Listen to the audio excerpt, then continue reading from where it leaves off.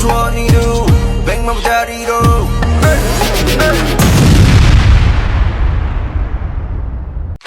Hai, halo ARMY semuanya.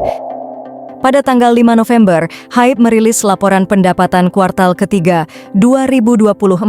Perusahaan menunjukkan adanya angka penurunan pendapatan dan penjualan secara drastis jika dibandingkan dengan tahun sebelumnya. Menurut kalian apa penyebabnya? Pendapatan konsolidasi merupakan akumulasi dari seluruh pendapatan anak perusahaan, yaitu sebesar 54,2 miliar won atau 619 miliar rupiah, menurun sebesar 25,4% dari periode yang sama di tahun 2023 lalu. Penjualan konsolidasi menurun 1,9% menjadi 578,8 miliar won atau 6,6 triliun rupiah. Sementara penurunan yang paling signifikan ditunjukkan oleh laba bersih perusahaan yang hanya mencatatkan angka 1,4 miliar won atau 16 miliar rupiah, menurun sebesar 98,6%. Dari total jumlah penjualan tersebut, sebanyak 323 miliar won dihasilkan dari penjualan album, pertunjukan konser, hingga kontrak iklan.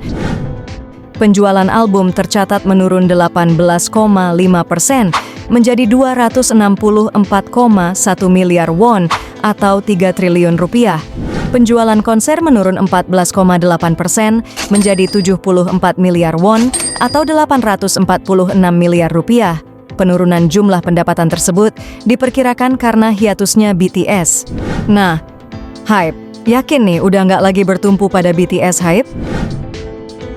Pihak Hype menjelaskan bahwa meski keuntungan perusahaan menurun, kinerja perusahaan tidak akan terpengaruh.